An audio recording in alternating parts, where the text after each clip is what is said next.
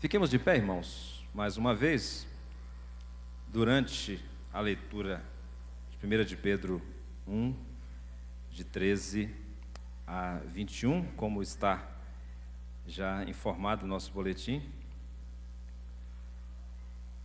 Nós meditaremos nesse texto, subordinados ao tema chamados a uma vida santificada. Deus abençoe as nossas crianças.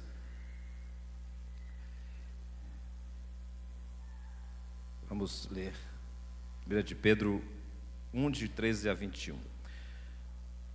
Por isso, cingindo o vosso entendimento, sede sóbrios e esperai inteiramente na graça que vos está sendo trazida na revelação de Jesus Cristo. Como filhos da obediência, não vos amoldeis às paixões que tinhas anteriormente na vossa ignorância. Pelo contrário, segundo é santo aquele que vos chamou, tornai-vos santos também vós mesmos em todo o vosso procedimento. Porque escrito está: sede santos, porque eu sou santo. Ora, se invocais como Pai aquele que sem acepção de pessoas julga segundo as obras de cada um, portai-vos com temor durante o tempo da vossa peregrinação, sabendo que não foi mediante coisas corruptíveis, como prata ou ouro, que fostes resgatados do vosso fútil procedimento que vossos pais vos legaram, mas pelo precioso sangue, como de cordeiro sem defeito e sem mácula, o sangue de Cristo, conhecido com efeito antes da fundação do mundo, porém manifestado no fim dos tempos, por amor de vós, que por meio dele tendes fé em Deus, o qual o ressuscitou dentre os mortos e lhe deu glória, de sorte que a vossa fé e esperança estejam em Deus. Louvado seja Deus pela sua palavra. Podeis assentar, irmãos. Especialmente quando nos reunimos como igreja para celebrarmos a ceia memorial e falamos, como enfatizamos nesta manhã, sobre a necessidade de quebrantamento, de contrição, de exame da consciência. Nós somos lembrados, meus irmãos, nesta celebração, do desafio de uma vida santificada no mundo. Sofremos pressões, sofremos tentações, estamos num mundo tenebroso, hostil ao Senhor, e de fato temos diante de nós um imperativo, temos um chamado de Deus para uma vida diferente. Nós lembramos, por exemplo, do que escreveu John Bunyan, no clássico O Peregrino. Tem um verso não, na verdade, uma pequena estrofe no livro O Peregrino, onde Bunyan diz: pobre homem, o dia se fez noite em tua estrada. Não desanimes, bom homem, a tua viagem é acertada. O caminho ao céu passa pelos portões do inferno. Anime-se, sê firme, e o fim ser-lhe-á terno. E o destaque está neste verso: o caminho ao céu passa pelos portões do inferno. Nós sofremos as pressões do inferno, as pressões inclusive de seres espirituais da maldade, que são rebeldes a Deus, e porque nós estamos neste mundo, sendo luz de Deus, refletindo a santidade de Deus, a glória de Deus, nós sofremos sim muitas pressões. Por isso, meus irmãos, só nos resta uma perspectiva para suportarmos tudo isso, inclusive suportarmos o sofrimento, suportarmos a perseguição. É a perspectiva do peregrino, da vida peregrina, como o apóstolo Pedro enfatiza tanto em suas epístolas, especialmente nesta epístola. Esta visão de uma vida peregrina deve moldar a nossa atitude no mundo, mas ao mesmo tempo deve impulsionar a nossa fé para que nós possamos alcançar progresso moral, crescimento, maturidade. Somente com esta perspectiva, esta visão de mundo, esse foco de que nós estamos no mundo, mas não somos do mundo, de que esse mundo é temporário e que nós temos aqui um chamado de Deus para um testemunho, mas estamos aqui peregrinando. Somente assim nós poderemos assumir esta postura exigida por Deus em seu chamado a nós.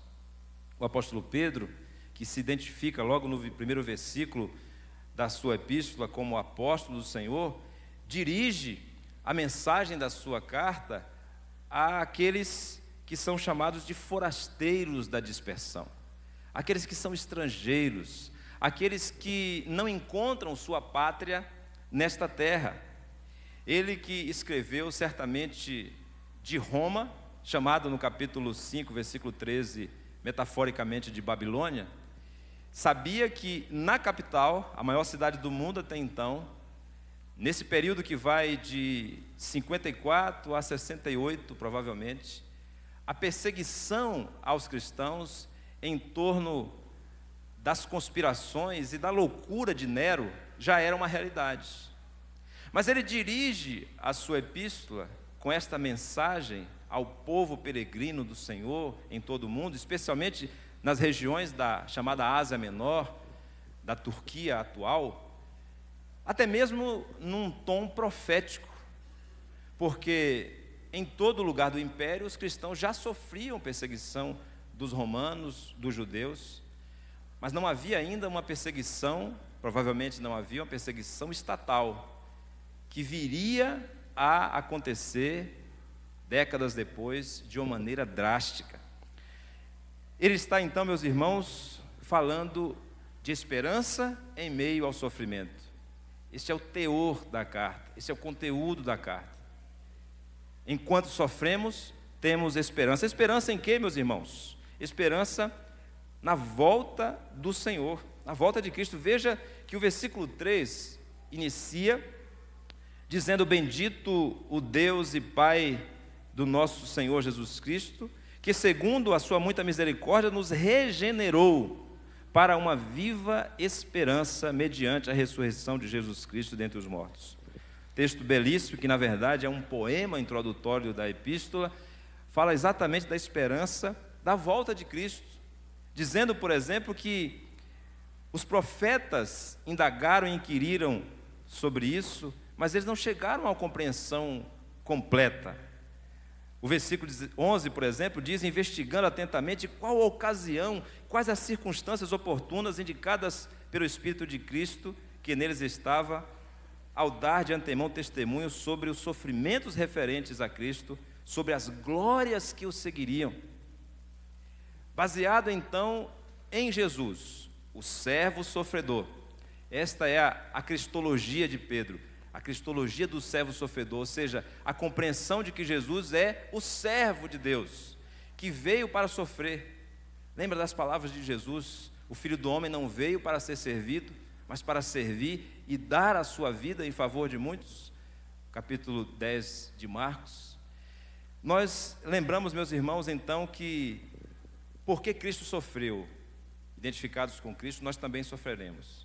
Mas porque a morte não foi capaz de detê-lo, e ele venceu a morte e ressuscitou, e terá então na sua volta toda a glória, nós podemos esperar que enquanto peregrinamos neste mundo, nós seremos sustentados por Deus, enquanto aguardamos a volta do nosso Senhor Jesus Cristo. Por isso a nossa vida aqui tem como foco, irmão Djalma, o testemunho. O propósito principal da nossa vida no mundo é testemunhar de Cristo, testemunhar dos sofrimentos de Cristo, testemunhar da glória de Cristo, que ainda há de ser revelada em sua completude, em sua inteireza.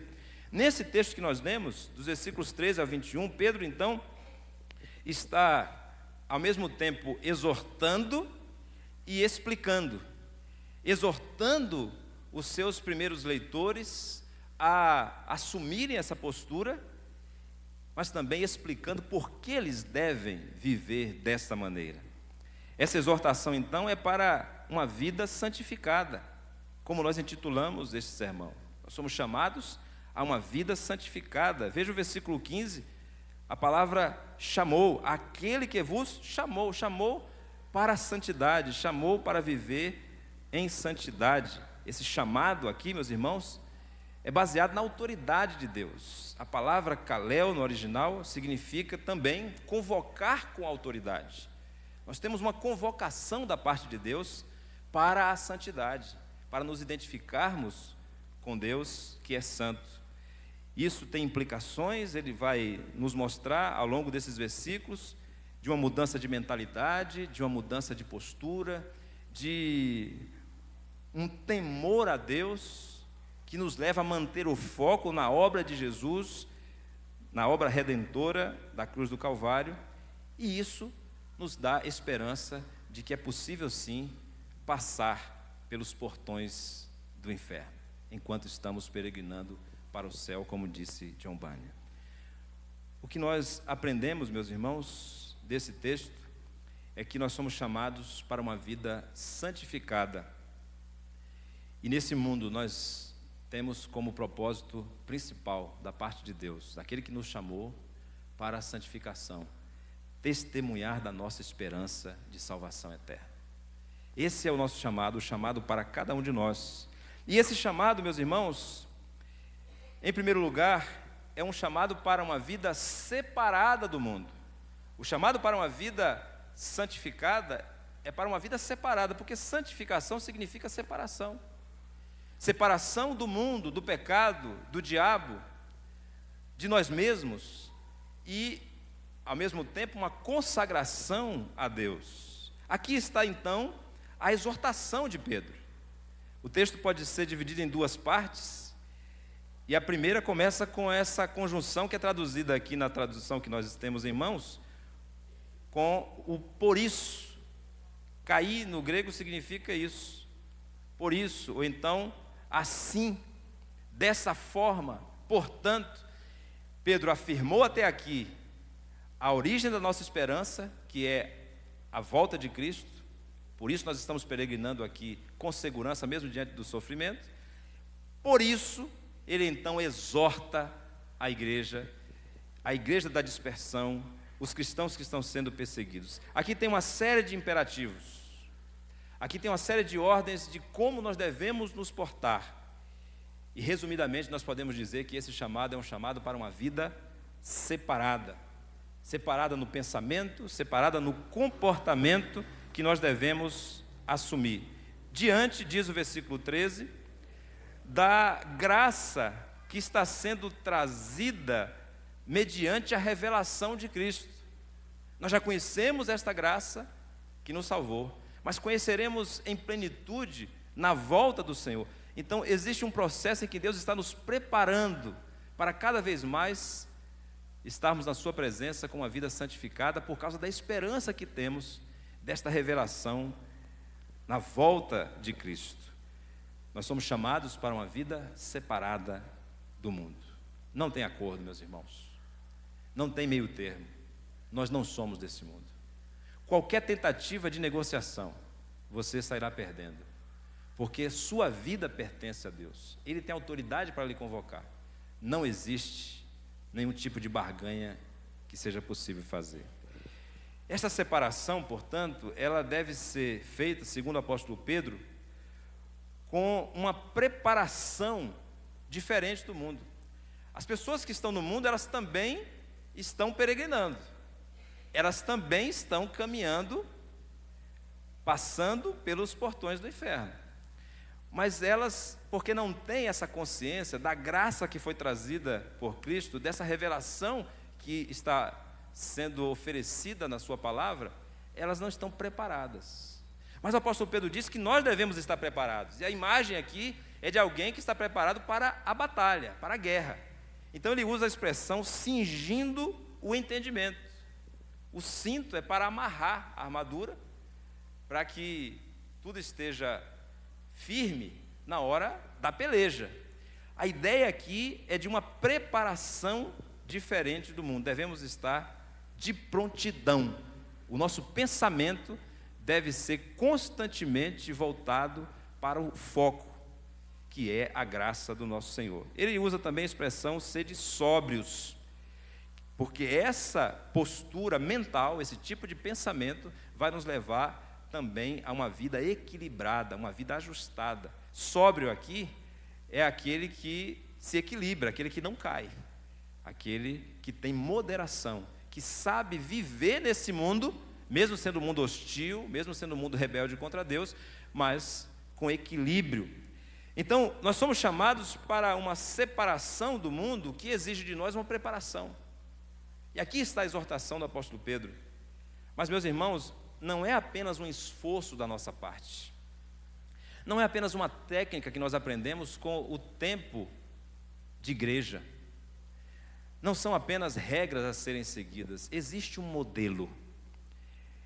E esse modelo é que deve ser assumido por nós. Essa separação do mundo não é uma tarefa nossa apenas. É sim responsabilidade nossa, porque nós somos chamados por Deus.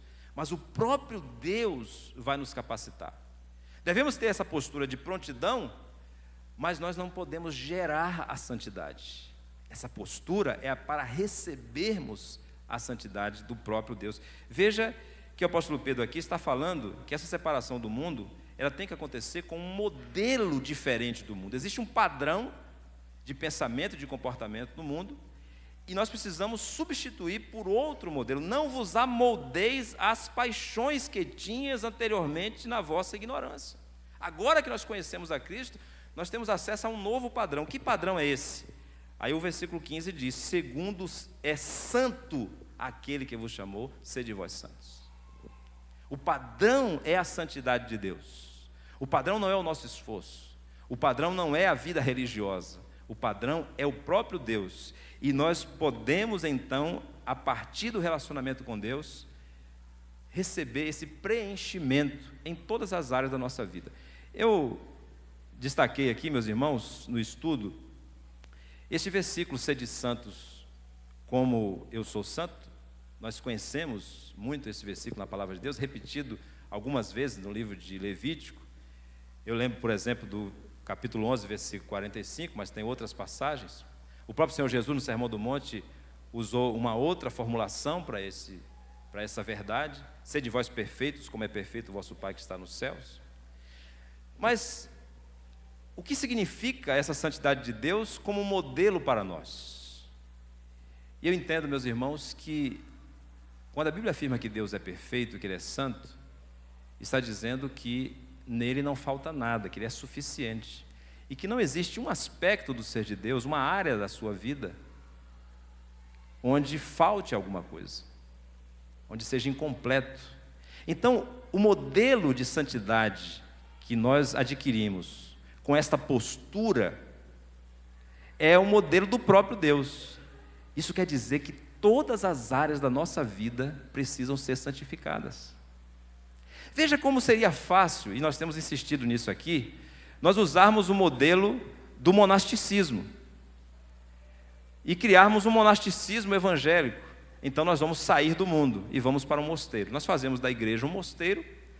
Então nós somos aqui pessoas separadas do mundo, né, fisicamente. Passamos a viver na igreja o tempo todo. Entramos no ativismo religioso dentro da igreja. E enquanto estamos envolvidos com as atividades da igreja, nós pecamos menos. Ou então nós não somos tão tentados assim, não somos influenciados pelo mundo. Eu já ouvi várias vezes irmãos com sinceridade dizendo isso, crendo de uma forma, meus irmãos, que não é bíblica. Porque a visão da santidade na Bíblia não é apenas uma visão negativa de separação, do que você vai deixar, mas daquilo que você vai assumir, daquilo que você vai buscar. Então, não adianta nada estar envolvido numa vida religiosa se você sai do mundo, mas o mundo não sai de você. O mundo não sai do seu coração. A questão é mudar o padrão. O que é que motiva você? O que é que induz as suas decisões? E o texto diz claramente, meus irmãos, que nós temos um modelo, que é o modelo da santidade de Deus. Então, você já se separou, por exemplo, das festas do mundo. Então, você não vai mais no rodeio de Divinópolis, que é chamado Divina Expo. Então, você já conseguiu se livrar de algo terrível na sua vida: vício, promiscuidade, o uso até da arte e da cultura de uma forma comercial e que apenas vicia as pessoas, não contribui nem para a cultura, porque depois a gente vê o resultado. Isso já é um avanço muito grande, mas imagine se você se esforçou para entender isso e agora já é uma prática na sua vida, você não participar mais desse tipo de festa. Mas se você continua com uma atitude mundana, por exemplo, com relação ao consumismo, com relação à busca de um status através do consumo, por exemplo. Então são aspectos, meus irmãos, que são mais profundos. E só tendo Deus como modelo e entendendo que nós seremos submetidos a esse confronto, a esse chamado em todas as áreas, não apenas na vida social, não apenas deixar de frequentar determinados lugares ou determinados ambientes, e eu não estou dizendo que isso é relativo, porque há um chamado de Deus para você se separar, inclusive, desse tipo de convívio.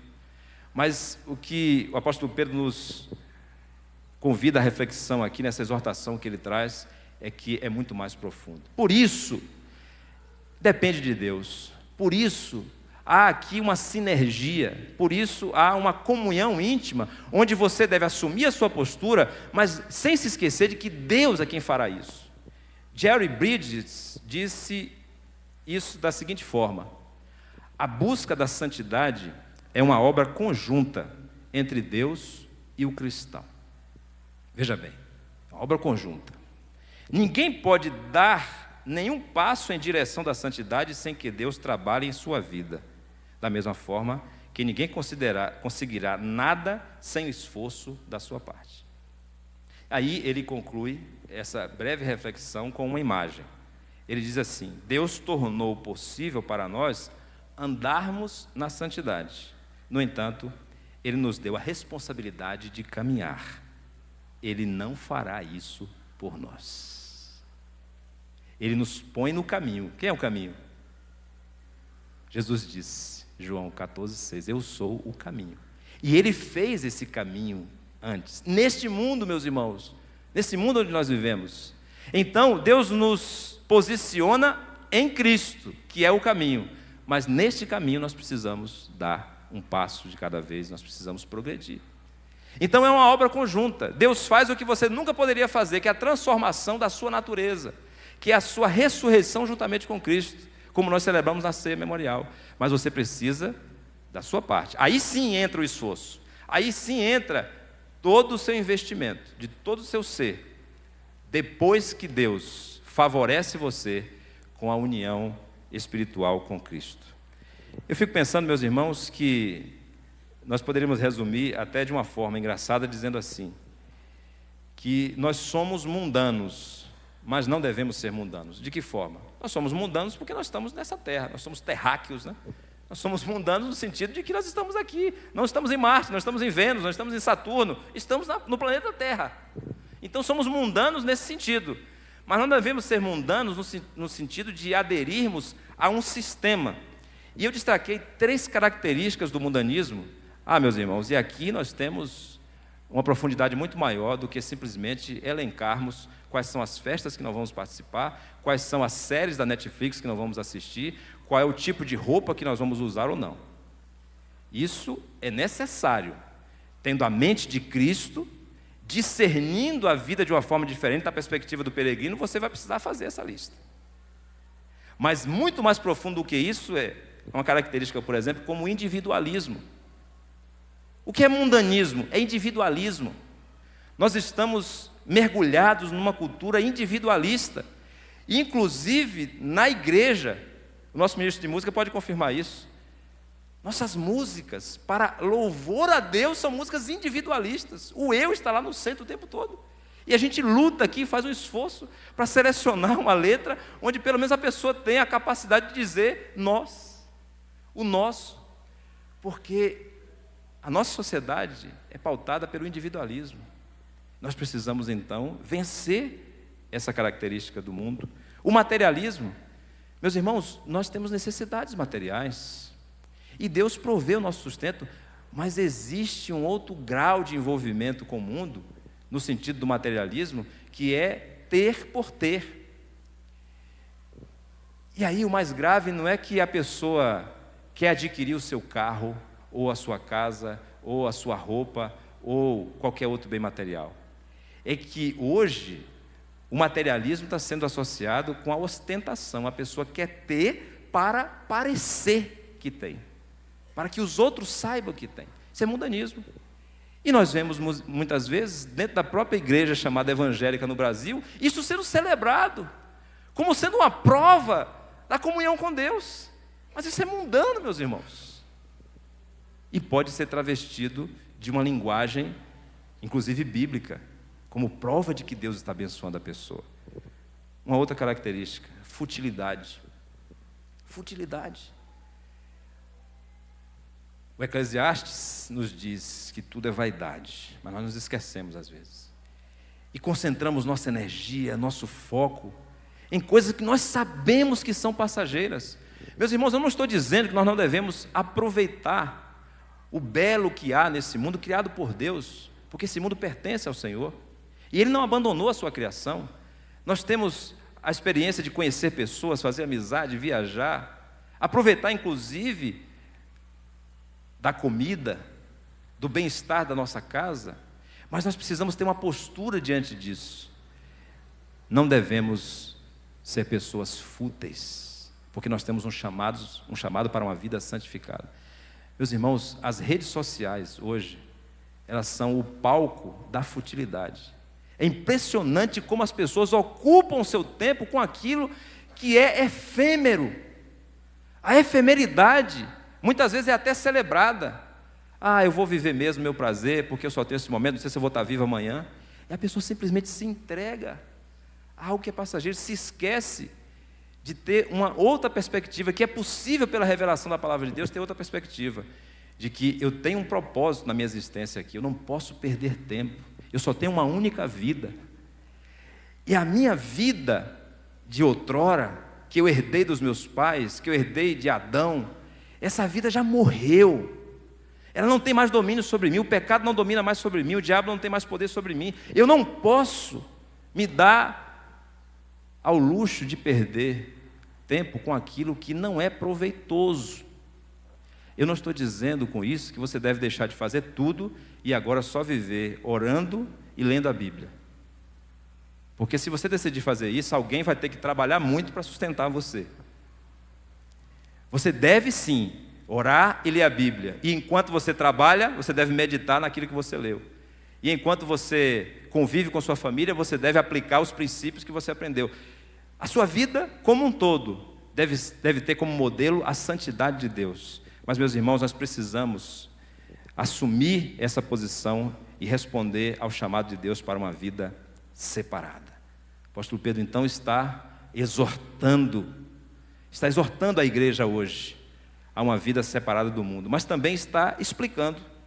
E aí nós chegamos no versículo 17, que é introduzido também por uma conjunção. Ora, aqui nessa tradução, na NVI, uma vez que, diante dessa exortação, uma vez que vocês assumem essa postura, aí então ele passa a indicar qual é a razão principal para nós agirmos assim. Ele explica então qual é a motivação para que nós vivamos uma vida santificada, uma vida separada do mundo, consagrada para Deus.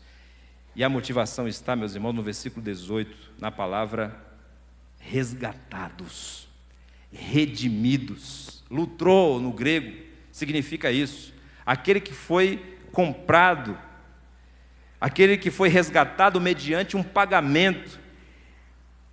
E o apóstolo Pedro então nos diz que nós somos chamados para uma vida separada do mundo, mas no sentido positivo, para uma vida focada na obra redentora de Cristo na cruz do Calvário. Porque esta obra revela a justiça de Deus, um Deus que é justo, que deve ser temido, porque Ele julga com imparcialidade. Veja o que diz o versículo 17: se invocais por Pai aquele que sem acepção de pessoas julga segundo as obras de cada um. Com temor diante de Deus, nós devemos passar o tempo da nossa peregrinação, porque através da obra de Cristo, Deus já julgou toda a humanidade. Então todos nós somos julgados com o mesmo critério. O critério é: está unido a Cristo ou não? O critério é: recebeu a graça que foi trazida por Cristo ou não? Esse é o critério.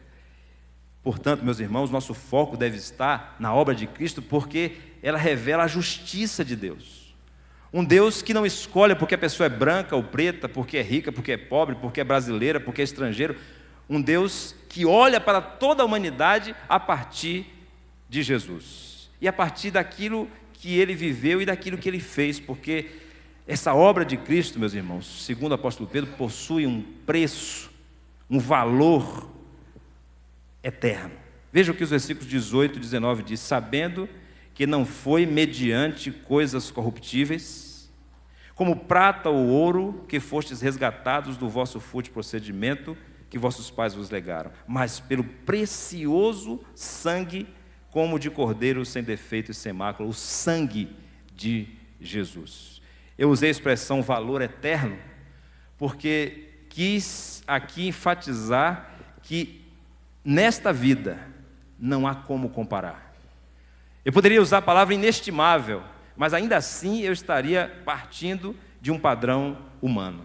Um valor eterno, porque só Deus pode mensurar, só Deus pode saber o valor do sacrifício do Senhor Jesus. Agora, o apóstolo Pedro, de fato, ele está fazendo um contraste com as coisas que são perecíveis, que são corruptíveis, que se desgastam, em contraste com aquilo que é precioso, o sangue de Jesus. Por isso, meus irmãos, nosso foco deve ser a obra de Cristo, uma vida separada para que seja ajustada ao padrão de Deus, que é medido pelo sangue de Jesus. O texto também nos diz que nós devemos viver uma vida com foco na obra redentora de Cristo, porque esta obra está garantida pela soberania de Deus. Ao passo que o nosso modelo de santificação é o próprio ser de Deus, e nós seremos então preenchidos em todas as áreas da nossa vida, nós devemos confiar, diz o apóstolo Pedro, na soberania de Deus, porque olha, meus irmãos, o que diz o versículo 20, conhecido com efeito antes da fundação do mundo. Antes da fundação do mundo, isso mostra a onisciência de Deus, e é claro, onisciência que é resultado da sua onipotência, o controle que ele tem sobre toda a vida e todo o universo. O Deus que é soberano, ele tem um plano eterno. Não vamos discutir aqui como esse plano foi executado na história, porque é muito pequeno, meus irmãos, nós discutirmos aqui questiúnculas teológicas sobre eleição, predestinação. Basta que você compreenda o que esse texto está dizendo. Existe um Deus soberano que antes de você existir, antes que o mundo fosse fundado, já estabeleceu um plano para a salvação em Cristo Jesus, na sua obra redentora. Soberania de Deus, isso não se discute. A salvação é uma obra de Deus, do início ao fim. A salvação pertence ao Senhor, e nós precisamos então manter o nosso foco na obra de Cristo, porque assim nós estaremos garantidos, seguros, sustentados por essa obra. Mas na história, como foi que essa obra se realizou? Deus ressuscitou a Jesus Cristo dentre os mortos, diz o versículo 21. Que por meio dele tendes fé em Deus, o qual ressuscitou dentre os mortos. Nós temos a certeza de que nada poderá impedir a nossa santificação, o nosso progresso moral, o nosso crescimento, porque até mesmo a morte foi vencida pelo poder de Deus. Deus ressuscitou a Jesus Cristo dentre os mortos, demonstrando o seu poder sobre a morte e sobre o pecado. Mas, meus irmãos, esta obra redentora de Cristo, que é fruto de um plano soberano de Deus na eternidade, é recebida pela fé. E aqui o apóstolo Pedro conclui essa passagem que nós lemos, dizendo duas vezes sobre a fé o seguinte: tendes fé em Deus, e no final, de sorte que a vossa fé e esperança estejam em Deus. Você precisa crer. Você precisa crer que o chamado de Deus vai ser cumprido pela providência do Senhor. Ele vai lhe capacitar, Ele vai lhe levantar quando você cair. Todos os dias, peça confiadamente ao Senhor que lhe levante diante da tentação, diante do pecado, e confie que o Senhor agirá para que você se liberte de um vício, de um pecado no qual você está envolvido, que você possa crer, então, como diz o apóstolo Pedro, que o mesmo poder que Deus demonstrou na ressurreição de Cristo pode atuar para a purificação do seu caráter, para a transformação do seu estilo de vida. A santidade, meus irmãos, assim nós entendemos, é uma resposta à santidade de Deus. A nossa santificação, a nossa separação do mundo é uma resposta à graça de Deus manifestada em Cristo Jesus. E nós devemos então viver a nossa santificação como expressão da nossa gratidão a Deus, porque nós conhecemos a obra de Cristo e através da fé a experimentamos. Duas formas para que você possa agradecer a Deus em busca de uma vida santa. Primeiro, busque a santificação diária. A santificação diária pelo poder do Espírito Santo.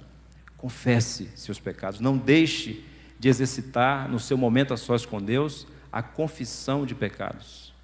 Eu sempre falo aqui de cadernos, mas pode ser bloco de nota também.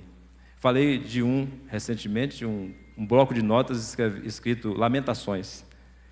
Mas abra outro, ou então abra uma outra página e coloque lá, confissões. E reconheça diante de Deus o que é que tem impedido a sua comunhão com o Senhor. E ao mesmo tempo que você confessa, creia que Ele pode lhe libertar dessa situação. Segundo, viva uma vida de integridade e retidão e seja um exemplo como cristão. Tem áreas na sua vida em que você pode ainda se sentir fraco, estar lutando e pedindo a Deus poder para vencer.